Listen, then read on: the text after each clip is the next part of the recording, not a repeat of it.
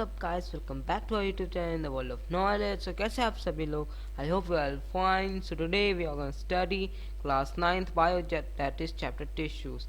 तो इस चैप्टर में बेसिकली हम लोग पढ़ेंगे टिश्यूज़ के बारे में. हमने पढ़ लिया सेल के बारे में. अब सेल मल्टी सेल ऑर्गेनिज्म में एक सिंगल सेल अकेले काम नहीं करता, मतलब सिंगल सेल काम तो करता है लेकिन वो ऐसे ही काम नहीं करता. वो सेल जो है वो एक साथ मिल, एक ही टाइप के सेल एक साथ मिल करके बनाते हैं टिश्यूज़, और वो बहुत सारे टिश्यूज़ मिलकर बनाते हैं ऑर्गन, और ऑर्गन्स मिलकर बनाते हैं ऑर्गन सिस्टम्स मिलकर बनाते हैं एक ऑर्गेनिज्म को. तो अभी हम लोग पढ़ने वाले टिश्यूज़ के बारे में. तो टिश्यूज़ क्या है? बहुत सारे सेम टाइप के सेल्स का बहुत सारे सेम टाइप के सेल्स का बहुत ज़्यादा नंबर में कॉम्बिनेशन है. वही है टिश्यूज़, जो कि एक पर्टिकुलर काम करता है, एक पर्टिकुलर फंक्शन करता है. अब प्लांट टिश्यूज़ में, अब इसे टिश्यूज़ में भी दो तरीके के हैं, प्लांट टिश्यूज़ और एनिमल टिश्यूज़. प्लांट टिश्यूज़ जो कि प्लांट्स में पाए जाते हैं, मेनली इसमें मैकेनिकल सपोर्ट्स के लिए रहते हैं, क्योंकि प्लांट ज़्यादा एक जगह से दूसरी जगह उसको हिलना तो है नहीं, उसको तो अपने ही जगह पे जहाँ पर से उग रहा है वहीं पे उसे रहना, तो इसलिए उसे स्ट्रेंथ चाहिए, मैकेनिकल सपोर्ट चाहिए. वहीं एनिमल्स के केस में वो हमेशा इधर से उधर चलते रहते हैं, इधर से उधर. एनिमल्स जो है स्टेबल नहीं है, एक जगह रुकते नहीं है, वो हर जगह इधर से उधर रोम करते रहते हैं, चलते ही रहते हैं. तो इसलिए उनमें क्या है ना, सेल्स फ्लेक्सिबल हो जाते हैं, और उनको मैकेनिकल सपोर्ट की बहुत ज़्यादा ज़रूरत नहीं पड़ती. उन्हें एक जगह स्टिल रहना नहीं है, इसलिए उन लोगों को मैकेनिकल सपोर्ट की बहुत ज़्यादा ज़रूरत नहीं पड़ती. तो फिर और अब हम लोग देख लेते हैं एनिमल टिश्यूज़ का. तो एनिमल टिश्यूज़ में जैसे कि हमने बात की कि वो एक जगह से दूसरी जगह चलते रहते हैं, तो वैसे एनिमल टिश्यूज़ में ज़्यादा एनर्जी की ज़रूरत होती है, क्योंकि वो एक जगह से दूसरी जगह मूवमेंट करते रहते हैं, तो इसलिए इसमें एनर्जी की ज़रूरत ज़्यादा होती है. और साथ ही ये चलते रहते तो फिर इनका टिश्यूज़ फ्लेक्सिबल हो जाता है, मतलब कि इसीलिए तो इसमें सेल वॉल नहीं होता, क्योंकि इनके सेल्स को एक जगह से दूसरी जगह चलना नहीं है. वही प्लांट के केस में उनको एक ही जगह स्टेबल रहना है, इसलिए उनके पास सेल वॉल होते हैं प्रोटेक्शन के लिए. अब हम लोग बारी बारी पढ़ते हैं. तो प्लांट टिश्यूज में प्लांट टिश्यू में पहले दो टाइप में डिवाइडेड है, मेरिस्टेमेटिक टिश्यू और परमानेंट टिश्यू. मेरिस्टेमेटिक टिश्यू शुरू वाले टिश्यूज, मतलब कि मेरिस्टेमेटिक टिश्यू जो है वो टिश्यूज जो है बिल्कुल नए नए होते हैं, बिल्कुल नॉर्मल, बिल्कुल नए वाले सेल्स. तो इसमें भी मेरिस्टेमेटिक टिश्यू जो है ये ग्रोथ में हेल्प करते हैं. ये तीन टाइप के होते हैं, एपिकल मेरिस्टम, इंटरकैलरी मेरिस्टम और लैटरल मेरिस्टम. तो एपिकल मेरिस्टम जो है एकदम टॉप पे और एकदम डाउन पर रहता है. वो प्लांट का हाइट बढ़ाता है, लेंथ बढ़ाता है, मतलब इसलिए वो ऊपर साइड भी होता है जो कि ऊपर से लेंथ बढ़ाता है, और रूट्स में भी होता है जो कि नीचे की तरफ उसका लेंथ बढ़ाता है. उसके बाद है इंटर मेरिस्टम नोट्स के बीच में होता है, प्लांट के नोट्स के बीच में होता है, और वो उनके बीच का डिस्टेंस बढ़ाता है. और लैटरल मेरिस्टम जो है प्लांट का विड्थ बढ़ाता है. ओके. उसके बाद है परमानेंट टिश्यूज. तो मेरिस्टेमेटिक टिश्यूज जो है जब वो आगे जाकर बन जाते हैं, मेरिस्टेमेटिक टिश्यूज ही आगे जाकर परमानेंट टिश्यूज बन जाते हैं. अब परमानेंट टिश्यूज में भी दो टाइप में डिवाइडेड है, सिंपल परमानेंट टिश्यू और कॉम्प्लेक्स परमानेंट टिश्यू. तो हम लोग बारी बारी से पढ़ते हैं. सिंपल परमानेंट टिश्यू जो है ना वो सिंपल है, मतलब कि बिल्कुल सिंपल परमानेंट टिश्यू, बहुत ज़्यादा फ्लेक्सिबल होते हैं इसके सेल्स. सिंपल परमानेंट टिश्यू के मतलब कि ऐसे बहुत ज़्यादा हार्ड नहीं होते, और इनके इनके जो इन टिश्यूज़ के बीच में ना स्पेस होते, एयर होता है, स्पेस होता है इनके बीच में. इसमें भी कई पार्ट्स में डिवाइडेड है, कॉलन काइमा, पैरेन काइमा और स्क्लेरन काइमा. तो पैरेन काइमा वो है वो वाले पैरेन काइमा वो वाले टिश्यूज़ हैं जो कि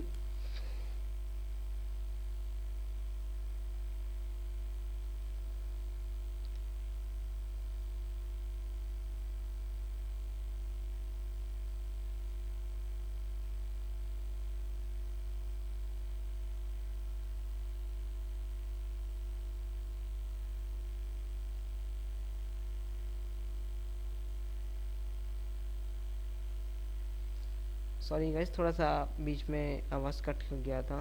बीच में थोड़ा सा प्रॉब्लम आ गया था। तो फिर जो पेरेंट काइमा जो है ना, ये फूड स्टोर करता है। और फिर उसके बाद इनकी, इसलिए इनके बीच में जगह बहुत ज़्यादा होता है, ये बहुत ज़्यादा लूजली पैक्ड होते हैं। उसके बाद है कॉलन काइमा। तो कॉलन काइमा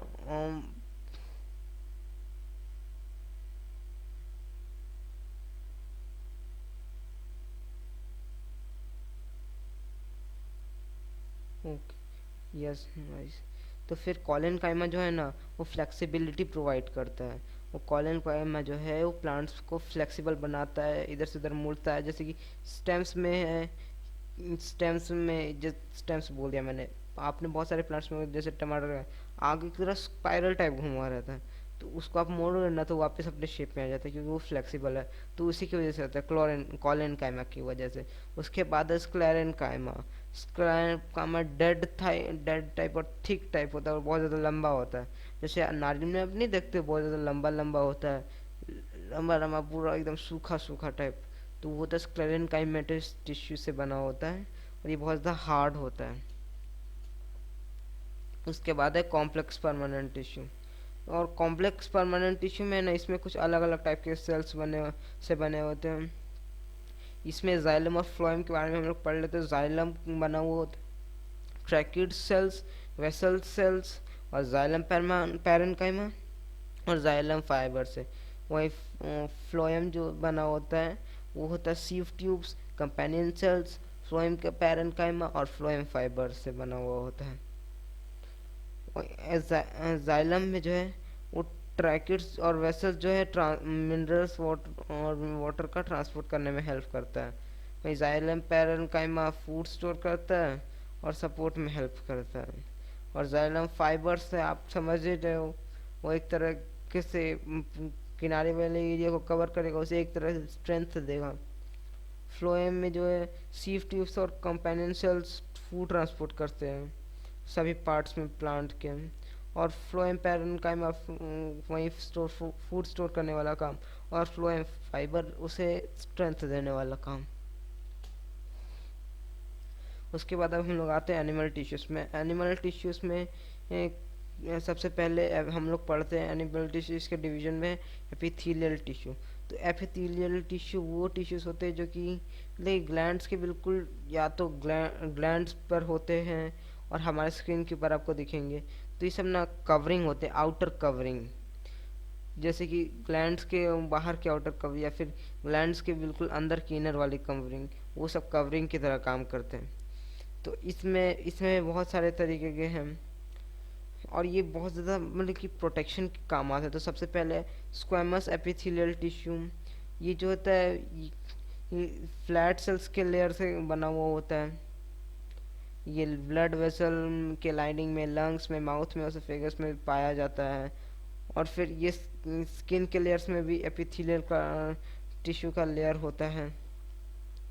उसके बाद दूसरा है कोलिमिनार एपिथेलियम। ये टॉल पिलर लाइक होते हैं, मतलब कि बहुत सारे टिश्यूज, इसके जो है सेल्स लंबे लंबे टाइप होते हैं एकदम। आप साइड वाले में देखोगे सिंपल कोलिमिनार एपिथेलियम, तो लंबा लंबा सेल्स है, बहुत ज़्यादा लॉन्ग सेल्स है। तो फिर उसी इसलिए इसका नाम है कॉलमनार एपिथेलियल टिश्यू, क्योंकि ये कॉलम में होते हैं, बहुत ज़्यादा लंबे हैं। और फिर ये जो है इंटेस्टाइन के वॉल की तरह काम करते हैं, हेयर। और फिर, अरे हाँ, आप वो सुने होंगे ना, स्मॉल इंटेस्टाइन में विली नाम का होता है, विली, वो उसका भी काम करता है ये वही काम करता है, विली की तरह विली का ही काम करता है। और हेयर लाइक प्रोजेक्शन भी होता है, जो कि सीलिया का भी काम करता है। उसके बाद है सिलिएटेड कॉलमनार एपिथेलियम। इसी के ऊपर जब सीलिया ग्रो कर जाता है तो ये बन जाता है सिलिएटेड कॉलमनार एपिथेलियम। उसके बाद है क्यूबॉइडल एपिथेलियल टिश्यू।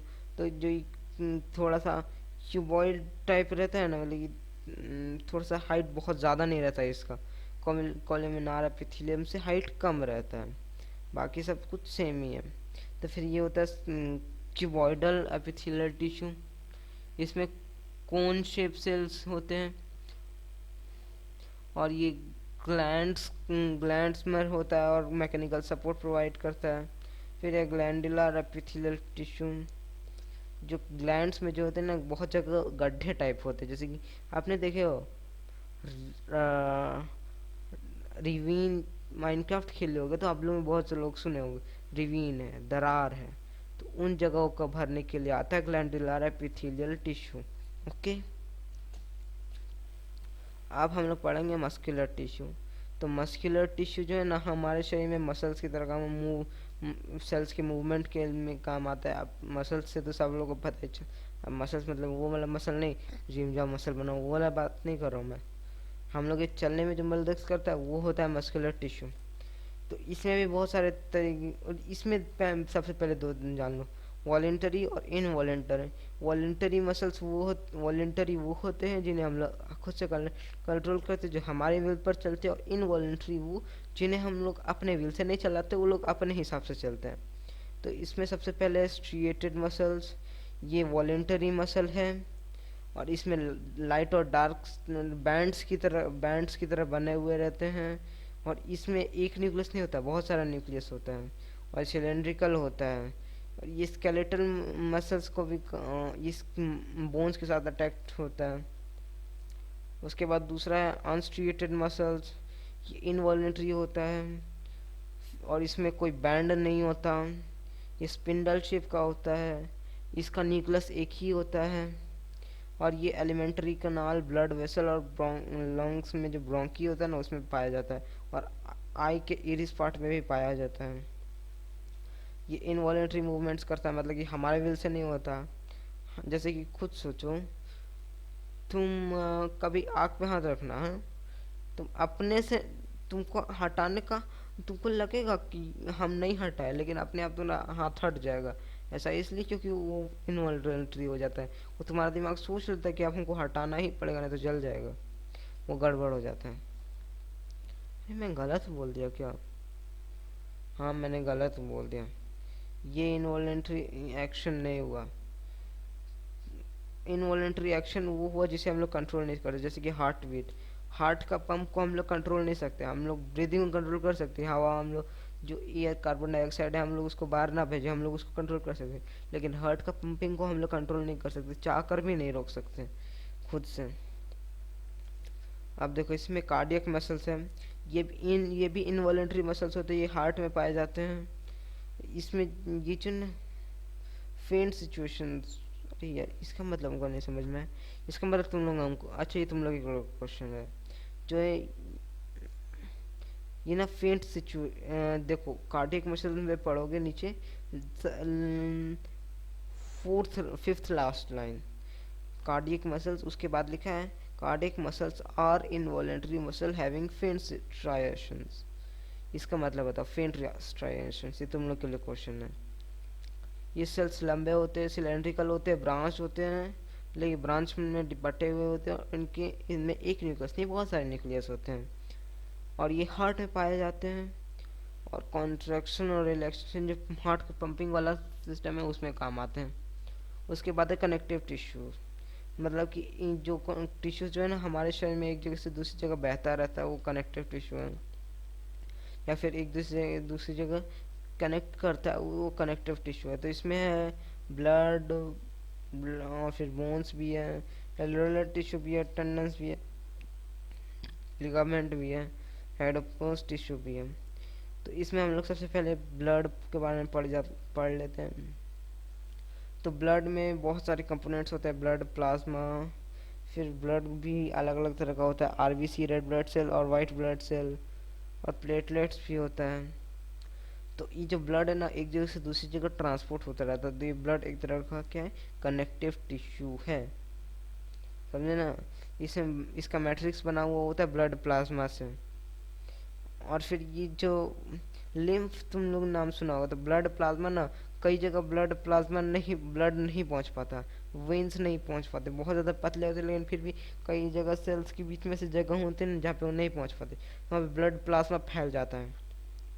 और वो ब्लड प्लाज्मा ही की मदद से ही वहाँ पे ट्रांसपोर्ट और फूड और ऑक्सीजन का ट्रांसपोर्टेशन होता है। तो उसको कहते हैं, वो जो ब्लड प्लाज्मा वहाँ पर जम जाता है ना, तो उसे हम लोग लिम्फ कहते हैं। ओके, अब हम लोग सेकंड पढ़ लेते हैं, बोन। तो बोन जो है हार्ड और स्ट्रॉन्ग टिश्यू है, तो सब लोग को पता है बहुत ज़्यादा स्ट्रॉन्ग होता है, और फिर ये कैल्शियम और फास्फोरस के कंपाउंड से बना होता है, ये हमारे बॉडी का फ्रेमवर्क होता है, ये हमारे और मेन ऑर्गन्स को प्रोटेक्ट करता है, इतना सबको पता है। उसके बाद है लिगामेंट्स। लिगामेंट्स जो है फ्लेक्सिबल होते हैं, जैसे कान में देखो, अपने कान को देखना, नाक को पकड़ के मोड़ना, ऐसा मुड़ जाता है, सब लिगामेंट से बना होता है। मतलब कि ये चीज़ें भी स्ट्रांग होती है, लेकिन गूंज इतनी स्ट्रांग नहीं होती, ये लोग फ्लेक्सिबल होती है, मुड़ जाती है। अपने नाक को मोड़ के देखना, मुड़ जाएगी, कान को मोड़ के देखना, मुड़ जाएगा, वो वहाँ पे लिगामेंट होता है, वहाँ पे बोन नहीं होता है। उसके बाद टेंडन्स है। टेंडन्स फाइब्रस टिश्यू होता है, और ये मसल को जॉइन करता है बोन से, जिसकी वजह से मसल जब हिलता है तो फिर वो बोन्स को अपने अपने हिसाब से मूवमेंट करवाता है। फिर टेंडन्स, अरे टेंडन्स बोल दिया, एरोलर टिश्यू, ये जो स्किन और मसल के बीच का जो स्पेस है उसको भरता है, ऑर्गन्स के बीच में भी होता है और ब्लड वेसल्स के पास भी होता है। ये टिश्यूज को रिपेयर करने में हेल्प करता है। एडिपोज टिश्यू फैट, फैट मतलब कि स्टोर करता है। एडिपोज टिश्यू हमारे पेट में पाया जाता है, बेली में देखा ना, एडिपोज टिश्यू भर जाता है तो फैट्स बढ़ जाता है, चर्बी बढ़ गया, लोग कहते हैं चर्बी हो गया है, चर्बी हो गया, तो वहाँ पे फैट स्टोर हो जाता है in the form of glycogen. उसके बाद है नर्वस टिश्यू। तो नर्वस टिश्यू क्या है ना, हम लोग के दिमाग में होता है, ये एक जगह से दूसरी जगह इंफॉर्मेशन पहुंचाने में काम आता है। आप देखो बगल में देखो, ये ना एक न्यूरॉन है, ये काम कैसे करता है, जैसे ऊपर का फाइब्रस बॉडी है जिसकी मदद से दूसरी जगह से दूसरे न्यूरॉन से कनेक्ट हो जाता है। ओके, ऐसे करोड़ों न्यूरॉन्स होते हैं हमारे दिमाग में, तो फिर ये ना दूसरे से कनेक्ट हो जाता है, नीचे वाले से जो नर्व एंडिंग है वहाँ से इसको इन्फॉर्मेशन मिलता है। एक्सोन, एक्सोन से होते हुए इन्फॉर्मेशन बीच में आता है न्यूक्लियस में, फिर वो उसके बारे में सोचता है, समझता है, करोड़ों न्यूरॉन्स एक साथ काम करते हैं, तब जाके वो फैसला लेते हैं क्या करना है। उसके बाद हमारा दिमाग ऑर्डर देता है क्या करना है, उसके बाद वो काम होता है। सोचो ये काम कितना तेज होता होगा, मैं एक शब्द बोल रहा हूँ, मेरा दिमाग इतनी में इंफॉर्मेशन दे रहा है, न्यूरॉन्स को, करोड़ों न्यूरॉन्स को इंफॉर्मेशन दे रहा है, वो लोग इंफॉर्मेशन प्रोसेस कर रहा है, उसके बाद हम लोग वापस ऑर्डर दे रहा, और इतने में मेरा मुंह बोल रहा है। तो सोच लो ये स्पीड जो है कितनी तेज है, करोड़ों न्यूरॉन्स देखते देखते सेकंड्स में उनके पास इंफॉर्मेशन पहुंच जाती है। तो खुद सोच लेना ये स्पीड कितनी ज़्यादा है। और हाँ,